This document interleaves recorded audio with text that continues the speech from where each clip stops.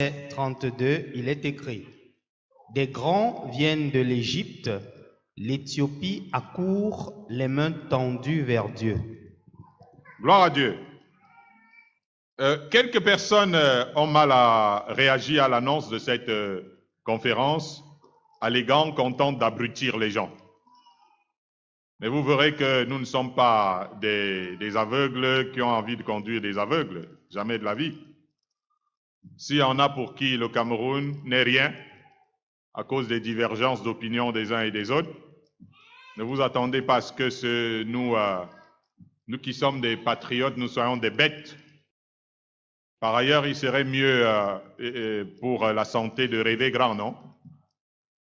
Si vous êtes une personne qui ne rêve que le noir, il rêve que des horreurs, il rêve que des machins, vous serez en bonne santé? Hein, chers amis?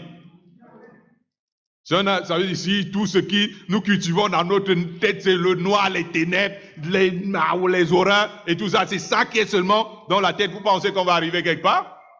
Alors il faut rêver grand. Il faut rêver grand. Et non dans le genre, au lieu du bout du tunnel, ce sera le fond. Ça, c'est pas des beaux rêves, ça. Les problèmes existent afin qu'on y trouve des solutions. Et non pour qu'on se laisse aller à la détresse.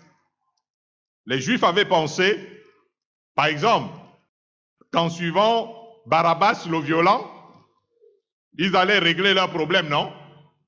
Qui connaît l'histoire des Juifs du temps de Jésus? Ils avaient dit, si nous suivons Barabbas, le violent, nos problèmes seront résolus. Ils ont rejeté Jésus et cela a été à leur préjudice. Leur idée, c'était que non, c'est mieux de suivre un gars qui nous amène, qu'on casse tout, qu'on détruise tout dans notre... qu'on s'entretue. Oui, c'est ça qui est bon.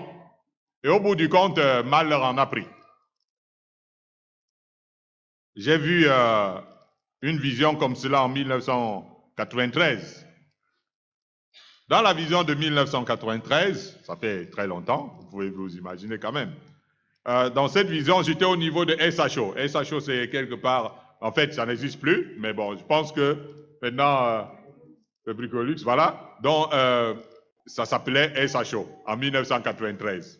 Donc, et j'étais là à SHO dans la vision, au milieu de la capitale. Et dans le songe en question, les Camerounais, les concitoyens semblaient un peu désappointés. Et je me posais la question aussi, dans la vision, qu'est-ce qu'il faut faire? Et dans le songe en question, j'ai entendu une voix qui m'a dit, regarde, et une usine de pain est descendue du ciel dans le songe. J'avais dit, bon voilà, il nous raconte des rêves bizarres. Donc maintenant, une usine de pain est descendue du ciel. Et dans le songe, on m'a dit, prends ce pain, donne-le. Et c'est ce que je me suis empressé de faire dans le songe. Et les gens prenaient le pain. Mais chose curieuse, les gens prenaient le pain, ils prenaient ce pain et le jetaient à terre. Et quand ils le jetaient par terre, ils le foulaient aux pieds. C'est ça le songe que j'avais vu. C'était pas très loin d'ici, dans le songe. J'espère que c'était pas ici.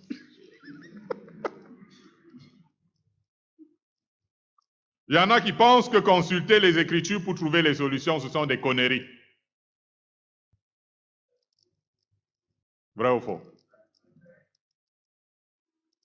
Est-ce que vous savez que les pères fondateurs des États-Unis d'Amérique, nous avons parlé de ça hier, qui étaient les pères puritains, des très grands croyants, ont la Bible.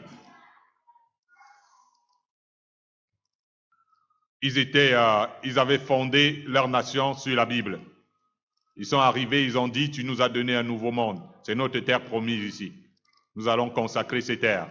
Nous allons les bénir au nom de notre Dieu, afin que nous puissions nous installer ici par ta grâce et ta bénédiction.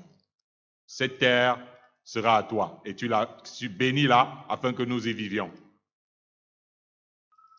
Et aujourd'hui, c'est la première puissance mondiale. Mais ce qui est curieux, c'est quand même qu'il y a des nations qui sont nées avant eux. Parce que nous sommes là dans le 18e siècle quand même, les États-Unis. Ce n'est pas parce qu'on est en retard ou parce qu'on commence en dernier qu'on n'arrive pas quelque part. Mais eux ont su se confier à Dieu.